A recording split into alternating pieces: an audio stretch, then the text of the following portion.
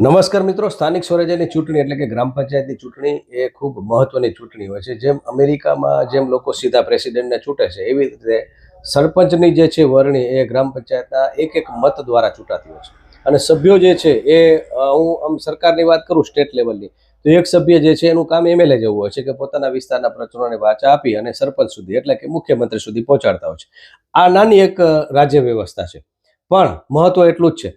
સાંસદ હોય કે સરપંચ હોય, એ બંને જે છે એક લોકશાહીના બંને છેડા છે. ત્યારે સરપંચની ચૂંટણી એ ખૂબ મહત્વની હોય છે અને એનો એક એક વોટ મહત્વનો હોય છે. અને આ ચૂંટણી એટલે મહત્વની છે કે 2027 વિધાનસભાની ચૂંટણીમાં આ એક એક અરીસા જેવું કામ કરતું હોય છે કે તમે તાસીર શું છે આ ગ્રામ પંચાયતની, એ પ્રમાણે જે આપણે આગળના મત ખબર પડી જાય કે આ ગામમાંથી શું ચિત્રણ આવતું હોય છે. 19-20 થતું હોય, પણ તેમ છતાં કોડાય ગામ જે એક જાગૃત ગામ છે અને આ ગામની તાસીર થોડીક આમ જાણવા જેવી પણ ખરી કે લોકો જે છે ને એ ખૂબ પારખું છે એમ કહી શકાય. ગમે ને તમે ઉમેદવાર રાખી દો તો એ જીતી ન શકે. પણ આ એક એવા પરિવારની વાત કરવી છે કે માત્ર એક જ પરિવાર હોય. ત્યારે મને પ્રદ્યુમનસિંહ જાડેજા અબડાસા ધારાસભ્યની વાત યાદ આવે કે વિરાણીમાં એક જ ગ્રામ ક્ષત્રિયનું હોય, તમામ કોમ્યુનિટી છે, પટેલ છે, બધા છે, પણ એ ગામ વર્ષોથી પરિવાર ઉપર વિશ્વાસ મૂકે છે. તો આવું કેમ બનતું હશે? તો એવું કદાચ એ જવાબ તો મને પીએમ પાસે નથી મળ્યો, પણ આજે જવાબ એ હું વિરલ જોશી પાસેથી જાણીશ કે કોડાયમાં એક જ પરિવાર અને આટલો બધો લોકો તમારા ઉપર ટ્રસ્ટ મૂકે છે, વિશ્વાસ મૂકે છે, શું છે કારણ, એની પણ વાત કરશું. એ પહેલા એમના માતૃશ્રી જે છે મણિબેન વિસનજી જોશી, ગામે બિનહરીફ, સભ્યો પણ જે છે બિનહરીફ, એટલે પૂર્ણ બહુમતી સાથે જે છે એ ફરી પાછા લોકો એમના ઉપર કળશ જોડ્યો છે. ત્યારે હાર્દિક અભિનંદન. સરપંચ વિનર 2025 મણિબેન વિસનજી જોશી, ગ્રામ પંચાયત કોડાય, તાલુકો માંડવી. સૌ મતદારો, ટેકેદારો, સભ્યો, ગ્રામજનોના સાથ સહકારથી આપ જે છે એ ચૂંટાયા છે. એમ એના કરતા એમ કહી શકે કે બિનહરીફ ચૂંટણી પહેલા જ જે છે એમના ઉપર કળશ જોડાયો. આપણા ગામના વિકાસ માટે કટિબદ્ધ રહી સૌનો અવાજ, સૌનો સહકાર અને સૌનો વિકાસ એ સૂત્રને સાર્થક કરી ગામને રળિયામણું બનાવો એવો વિશ્વાસ. ચૂંટણી પછી સૌ ગ્રામજનો ગામના સર્વાંગી વિકાસ માટે સતત કાર્યશીલ બનો એવી અપેક્ષા. આપનું ગામ સ્વચ્છ, સુંદર અને સ્માર્ટ વિલેજ બને એવી શુભેચ્છાઓ. શુભેચ્છક કચ્છિયત સાપ્તાહિક, મહાન્યૂઝ અને કલાપી ન્યૂઝ સાપ્તાહિક. તો માતૃશ્રી મણિબેન જે છે અત્યારે બહાર કામથી હોવા છતાં આજે એમની સાથે વાત કરશું, એમના પુત્ર સાથે, અને એમને આ એવોર્ડ સરપંચના માધ્યમથી એમને આપણે સોંપશું વિરલભાઈને, જે વીરુ જોશી તરીકે અહીંયા ઓળખાય છે. તો વિરલભાઈને હું આપીશ. મિત્રો, આ એવોર્ડ જે છે એ 5 વર્ષની એક ગેરંટી સાથે જવાબદારી પણ છે, કારણ કે 5 વર્ષ સતત એમને એક અહેસાસ થશે કે ન્યૂઝ ચેનલ જ્યારે એમના ઉપર જવાબદારી મૂકતી હોય ત્યારે એ પ્રજાની તો જવાબદારી છે, પણ સતત એ એક્ટિવ છે. તેમની સાથે થોડીક વાતો કરશું કે ગ્રામ પંચાયતમાં કઈ રીતે આખું ચિત્રણ ઊભું થયું છે. Thank you. વિરલભાઈ, મારે સૌપ્રથમ એ જાણવું છે કે ગામની તાસીર ખૂબ અલગ છે, ગામના લોકો મતદારો જાગૃત છે, કઈ રીતે શક્ય બને છે કે લોકો જે છે ટકોરા વગાડીને અહીંયા સરપંચને સભ્યોને ચૂંટતા હોય છે? જય માતાજી. પહેલો તો આપનો ખૂબ ખૂબ આભાર જયમલસિંહ. જે હું જ્યારથી જોઉં છું 18 થી 20 વર્ષ થયા જે મહાસભાની જ એક્ટિવ છે ને લોકોને સાંભળે છે ને કચ્છના ખૂણે ખૂણે જાય છે ને આપ ખુદ એટલા મોટા રિપોર્ટર થઈ ને નાનો ગામડો હોય કે મોટા ગામડા સુધી આપ પોતે આપની ટીમ લઈને જાઓ છો, તો આપનો ખૂબ ખૂબ આભાર ને આપને ખૂબ ખૂબ અભિનંદન. વિષય એવો છે કે અમારું ગામ નવનાથ અઢારે આલમ આ ગામમાં વસવાટ કરે છે ને કોડાય એ માંડવીનો હબ કહેવાય, પોલિટિક્સનો પણ હબ કહેવાય. અહીંયાથી હા કેટલા વિરલાઓ ટોચ લેવલ ઉપર પોલિટિક્સમાં ગયા છે ને હજી પણ જાશે. કારણ કે ઝાંખી આપી જેથી કરીને અમારા જે નવા યુથને, કારણ કે ઘણા નથી ખબર હોતી કે સુરેશ લાલન કોણ છે, આપણે બીજા નેતાઓ શું છે, તેની થોડીક મને વિગત આપી. સુરેશ લાલન પણ બહુ મોટું નામ થઈ ગયું, જેનું પંચાયતથી માંડી ને પાર્લામેન્ટ સંસદ સુધી જેમના હાથ પહોંચતા હોય, જેમને લોકો એક એક કરીને જાણતા હોય, એવા સુરેશભાઈ લાલન પણ ખૂબ મોટા કદાવાર નેતા બની ગયા. તેમ હાલ એમના ભાણેજ છે અમુલભાઈ ડેઢિયા છે, પછી રાણસીભાઈ ગઢવી છે, એમનું પર પ્રદેશ લેવલે તાલુકામાં પણ અનેક હોદ્દાઓ લઈ ચૂક્યા છે, ભોગવી ચૂક્યા છે. પછી સુરેશભાઈ જોશી છે, એ પણ એમનું પણ સારું એવું નામ છે ને સજ્જન વ્યક્તિ છે ને એ પણ તાલુકા લેવલે પણ હોદ્દા ભોગવી ચૂક્યા છે. એટલે અમારી ગામની તાસીર તો બહુ અલગ પ્રકારની છે ને બહુ સમજદાર ને સજ્જન ને હોશિયાર ગામ છે, બહુ બુદ્ધિશાળી ગામ છે. ક્યાં વાત છે. અને એટલે જ એવું શક્ય બન્યું છે કે આપે જે વાત કરી મૂળ તમારું બેઝ વાગડ, બિલકુલ વાગડથી પરિવાર જે છે તમારા દાદા બાપુ બધા આવ્યા, તો એક જ પરિવાર હોવા છતાં પણ ગ્રામજનો જે છે આજે નહીં તો એમ કહેવાય કે જ્ઞાતિ મોટી હોય તો તમારે સરપંચ એનું આપવું પડે, એક મજબૂરી હોય છે, પણ આ લોકોની પસંદગી છે. આની વિશે થોડીક વાત કરી. જી બિલકુલ બાપુ, મારી આમ ત્રીજી ટર્મ છે. જી 2009-10 થી માંડી ને હમણાં સુધી લોકો કામને જોવે છે. ક્યાં વાત છે. હું ને મારો પરિવાર ને ખાસ કરીને 24 કલાક 24/7 ચાલવાવાળો વ્યક્તિ છું. ભગવાનની દયા છે એટલે ફૂલ ટાઈમ આપણે પંચાયતને લોકોને આપીએ છીએ. બરાબર છે. 2009-10 થી પહેલા પણ 2 ટર્મ મારા મમ્મી સદસ્ય તરીકે બિનહરીફ ચૂંટાણા છે. જી. પછી ચૂંટણી લડવાનો થયો, પહેલી ટર્મ, બીજી ટર્મ ચૂંટણી લડવાનો થયો. વાહ. એના પાછળ અમારા ગ્રુપના જ અમારા મિત્ર કાનજીભાઈ 5 વર્ષ હતા ને કાનજીભાઈ પટેલ. કાનજીભાઈ પટેલ જી. એ 5 વર્ષ હતા ને પાછો ગામે અમને આગ્રહ કર્યો ને હમણાં ગામના લાખ તમામ જ્ઞાતિઓના કોડાય જૂથ ગ્રામ પંચાયતમાં આવતા મદનપુરાના કોડાય એમના જેટલા આભાર માનીએ એટલો ઓછો, કારણ કે બિનહરીફ થવું તો અઘરું છે. એક નાના ગામમાં બિનહરીફ થવામાં કેટલા માથા મારવા પડતા હોય, તો કોડાય આવા મોટા ગામમાં બિનહરીફને આ સિચ્યુએશન, આ પરિસ્થિતિમાં 2025ની સાલ ચાલુ છે, આમાં બિનહરીફ થવું એટલે બહુ અઘરું છે. એટલે ગામના તો જેટલા આભાર માનીએ એટલા ઓછા. પણ આ મૂળ કામ એ છે કે એક પરિવાર હોય બાપુ કે 10 પરિવાર હોય, લોકોને કામથી મતલબ છે, તમારાથી કોઈ મતલબ નથી. તમે શું છો શું નથી, કેટલા જણા છો કેટલા જણા નથી, એનાથી કોઈ કારણ નથી. લોકોને કામ વાલું છે ને એ ટાઈમે એની ટાઈમ આપણે કામ આપીએ છીએ. ને મારી કામ કરવાની સ્ટાઇલ છે, મારી સાથે ડોક્યુમેન્ટ મારી ગાડીમાં બાઇકમાં હોય, મારા ઘરે પડ્યા હોય, મારી ઓફિસે પડ્યા હોય, જ્યાં માણસ આવે ત્યાં રેડી હોય છે. લોકોને પરેશાની નથી હોતી. બિલકુલ નહીં. મજૂર માણસ હોય એને ખબર ન હોય, એનો દીકરો દીકરી આવીને મારી પાસે દાખલો કઢાવી જાય, નહીંતર એને મારો માણસ એના ઘરે જઈને પહોંચાડી આવે ફોન દ્વારા.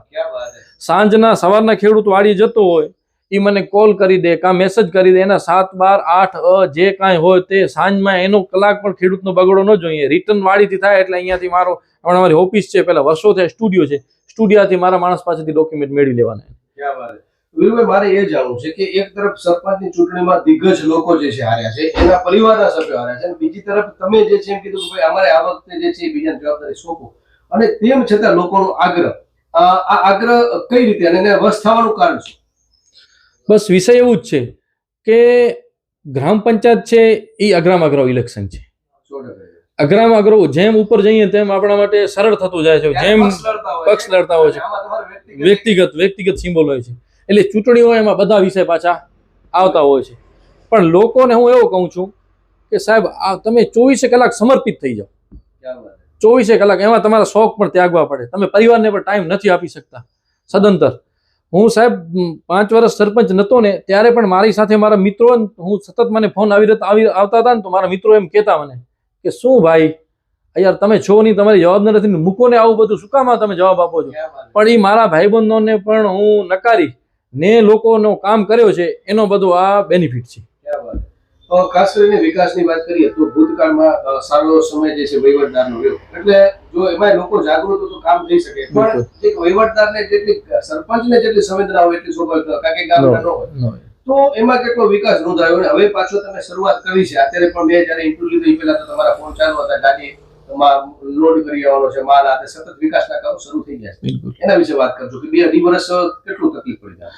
આમાં એવું છે સાહેબ, આપણે પદ હોદ્દા ઉપર ન હોઈએ તો ન પડે તો ફરક તો પડવાનું છે, કારણ કે ડાયરેક્ટ સીધું આપણે ડિસિઝન ન લઈ શકતા હોઈએ. છતાંય પણ વહીવટદાર સાથે રહી ને જે કાંઈ કામ કરવાના આવે સાહેબ, એવું છે એડવાન્સ ગ્રાન્ટ પણ મેં વાપરી છે. એડવાન્સ શ્રાવણ મહિનામાં, અમારા 2 વર્ષ પહેલા શ્રાવણ મહિનામાં આપણી માતાઓ બહેનો મંદિરે જતી હોય તો ગટર લાઈન ઉભરાણી. હવે ગટર માણસ છે, કોઈ પણ વસ્તુ છે એનો ઉંમર તો હોય જ છે, એ ગટર લાઈનની ઉંમર પૂરી થઈ ગઈ એટલે ગટર લાઈન ફેલ થઈ ગઈ, એટલે 4 થી 4.5 લાખની માતબર રકમ થી, કારણ કે તાત્કાલિક વિસ્ફોટ થયો એટલે કોઈ આયોજન કરેલું નતું, આજ તરત તો મળી નથી જતું, એટલે કોન્ટ્રાક્ટરને બોલાવી ને તાત્કાલિક ગટર લાઈન ડિસિઝન લઈ લીધું. 4 દિવસમાં તમને ફોટા બતાડીશ, રાતના 24 કલાક કામ ચાલુ ને 4 દિવસમાં વિષય પૂરો કરી ને એ આપણે આ અટકેલું કામ હતું તરત પૂરું કરી દીધું. એવા અનેક કામ છે જે એડવાન્સ કરવામાં આવે છે. હમણાં અમારા કારણે સ્મશાનનું, હિન્દુ સ્મશાનનું કામ ચાલુ છે, એમાં પણ ગટરનો પ્રશ્ન હલ થઈ ગયો, પાણી પહોંચાડવાનો હતો, એ પણ એડવાન્સ ગ્રાન્ટ પાણી પહોંચાડી દીધું. એટલે કોઈ પણ કામ અટકો ન જોઈએ. ટૂંકમાં પ્રેક્ટિકલ જેન કેન પ્રકારે એ પૂરો કરી જવો જોઈએ. આને કહેવાય એક આપણે વહીવટની પ્રક્રિયામાં રહીને પણ જે છે કામો તમારે થઈ શકતા હોય છે. મારે એ જોવું છે ઘણા ગ્રામ પંચાયતમાં ગ્રાન્ટો લેપ્સ થતી હોય છે કે વાપરવાની ક્યાંય લોકો પાસે સૂઝબૂઝ ન હોય. તમારી પાસે જે છે મેં એવું જાણ્યું છે કે ગ્રાન્ટો સરકાર એમ કે તંત્ર એમ કે હવે ખમી જાવ થોડો ટાઈમ લાગે તમને ઘણું બધું. આ કઈ રીતે શક્ય બને છે કે તાલુકા જિલ્લા ધારાસભ્ય સંસદ મેક્સિમમ ગ્રાન્ટો જે છે થોડામાં વપરાય એના માટેનું આયોજન? એમાં પહેલો તો આપણો સબ્જેક્ટ આપણનો વિષય હોવો જોઈએ. કેવી રીતના ગ્રાન્ટ લઈ આવી એનો આયોજન હોવું જોઈએ. ક્યાં ગ્રાન્ટ વાપરવી. કારણ કે ઘણીવાર હું જોતો હોઉં છું કે ફલાણા વિસ્તારમાં 50,000 રૂપિયા ગ્રાન્ટ નાખી દીધી, પણ હકીકતમાં જરૂર ત્યાં લાખ રૂપિયાની છે. ઘણીવાર જરૂર ત્યાં 20,000ની હોય છે, તો 50,000ની બદલી 30,000 લેફ્ટ જાય છે. તો મારો એવો પ્લાનિંગ હોય છે પહેલેથી કે હું પહેલા સ્થળ ઉપર જાઉં, ટેપ મારું, કેટલા સ્ક્વેર ફૂટ છે, કેટલા સ્ક્વેર ફૂટમાં કેટલો કામ થશે, પછી જ હું આયોજન કરું છું. એટલે ન લેફ્ટ જાય ન વધારાનું કામ કરવામાં આવે, એકદમ ફિટ એન્ડ ફાઇનલ કામ થાય છે.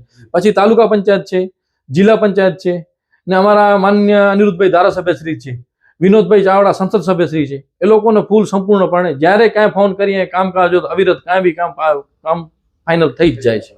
આપણે વિરામ તરફ જઈશું. ખાસ કરીને આ આખું આયોજન અને મારે વ્યક્તિગત યુવા નેતાથી તમારી કારકિર્દી શરૂ થઈ ગઈ. કોને અત્યારે યાદ કરશો જે ખાસ કરીને આજે વિરલ જોશીને અહીંયા સુધી પહોંચાડ્યા છે અને એમાં તમારા કોઈ ભૂતપૂર્વ કોઈ એવા વડીલો કે જેનું માર્ગદર્શન મળ્યું છે ને વર્તમાનમાં અત્યારે પણ જેનું માર્ગદર્શન તમે કંઈક મૂંઝાવ તો એવા કોઈ નેતાને યાદ કરવાની અત્યારે? બસ એવા અમારે હું નેતામાં અનંતભાઈ દવેને યાદ કરીશ. દાદાને હું પગે લાગતો. આમ તો અમે બ્રાહ્મણો છીએ, કોઈને સંત મહાત્મા સિવાય કોઈને પગે લાગી ન શકતા હોય ને લોકો લાગવા ન દેતા હોય, ભલે કદાવાર નેતા હોય મોટા તોય બી. તો હું દાદાને પગે લાગતો. દાદા સ્વર્ગવાસ થઈ ગયા એના પાછળ અનિરુદ્ધભાઈ મહામંત્રી હતા જિલ્લા ભાજપના. તો અનિરુદ્ધભાઈને હું ત્યારથી પગે લાગુ છું, એને વડીલ તરીકે માનું છું. પછી મારા પરિવાર જેવા માનું તો અમુલભાઈ ડેઢિયા છે, રાણસીભાઈ ગઢવી છે, એમને હું મામા તરીકે, મને ભાણુભા તરીકે બોલાવે છે, ને મારા મામા સુરેશ જોશી. એ બધા એ લોકોની નેજા હેઠળ એનો કાયમ મારા ઉપર છાંયો રહ્યો છે ને બસ આ વિકાસની યાત્રા અવિરત ચાલુ છે. ઘણીવાર જે છે આપણે અહમ આવી જતો હોય છે. સત્તા અને સંપત્તિ બે વસ્તુ છે, પણ વિરુલ જોશીને સતત એના પગ મેં જોયા છે કે જમીન ઉપર છે, તો એના ઉપર વડીલોના એના તમારા દાદાઓના એના આશીર્વાદ કેટલા છે?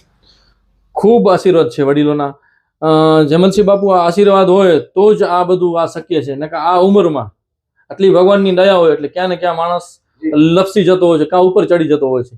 પણ આ વડીલોની ભગવાનની જે કઈ આ પરમાત્માની કૃપા કહીએ એટલી ઓછી છે. અંતિમ પ્રશ્ન, ખાસ કરીને 5 વર્ષ આમ તો વિકાસો થતા જ હોય છે અને ઘણા બધા વિકાસ પણ અવિરત છે અને સમસ્યાઓ પણ અવિરત છે. શું છે વિઝન કે ખાસ કરીને અહીંયાનું ગામ જે છે એ આદર્શ ગામ તરીકે, રોલ મોડેલ, સ્માર્ટ વિલેજ તરીકે ઓળખાય, એના સ્ટેપ બાય સ્ટેપ શું પ્લાનિંગ કર્યા છે? બસ મારા ગામમાં આમ તો મોટા ભાગે 90% જેવું કામ બધું થઈ ગયું છે, છતાંય પણ વિકાસ અવિરત છે ને.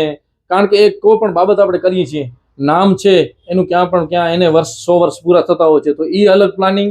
પછી કોડાથી કોડાપુલ રોડ લાઇટનો અમારો પ્રોગ્રામ છે. કોડાથી કોડાપુલ સુધી રોડ લાઇટ 2015માં હું સરપંચ હતો ને ત્યારે ઝાડ વાવેલા છે. હમણાં તમને 50%, કારણ કે આપણે ઝાડ વાવતો હોય એટલે 100% સફળતા ન મળતી હોય, 50% ઝાડ ઓલરેડી છે, બાવળ થઈ ગયા છે. પણ હમણાં વરસાદની સિઝનના કારણે ન હોય તો આપણે થોડો ઘણો ડિસ્ટર્બ હોય છે, કારણ કે આપણો સંપૂર્ણપણે કામ પરિપક્વ ન થતો હોય વરસાદના કારણે. બસ આ વરસાદ વિદાય લે, આ ચોમાસું વિદાય લે ને અવિરત કામ ચાલુ કરવા છે. ખાસ કરીને દીકરા દીકરીઓ માટે ધારો કે લાઇબ્રેરીનું આયોજન છે, એ લોકો જે છે એની ભવિષ્યમાં કંઈક આગળની એક્ઝામ માટે કે કોઈ એના માટે એજ્યુકેશન, આરોગ્ય માટેના કોઈ પ્લાનિંગ? આરોગ્ય અમારે PHC બહુ મોટી છે, ફર્સ્ટ ક્લાસ છે. પછી હમણાં અહીંયા જૈન મહાજન સંચાલિત જે અમુલભાઈ ડેડિયા ટ્રસ્ટી છે, એમની પર બહુ સારી એવી મોટી હાઈસ્કૂલ છે. ને જૈનોમાંથી એમને ટ્રસ્ટમાંથી શિક્ષકોની ઘટ હોય ને તો પણ એમનાથી અમે વાતચીત કરીએ તો એ દાતાર તરીકે પોતે શિક્ષકો પોતાના આપે છે, એટલે તકલીફ નથી હોતી. મહાન્યૂઝની ટીમ આવી છે અને આપના પ્રતિભાવો ચોક્કસ જણાવજો, જેથી કરીને અમને ખ્યાલ પડે કે આપ કેવા જે છે એ તમારા વિસ્તારમાં સરપંચ અને સભ્યોને ઈચ્છો છો. કારણ કે આવું એક રોલ મોડેલ ગામ જ્યારે તમે જોશો ને ત્યારે 900 ગામડા માટે એની એક અસર થતી હોય છે. ફરી એકવાર ખૂબ ખૂબ આભાર, ધન્યવાદ.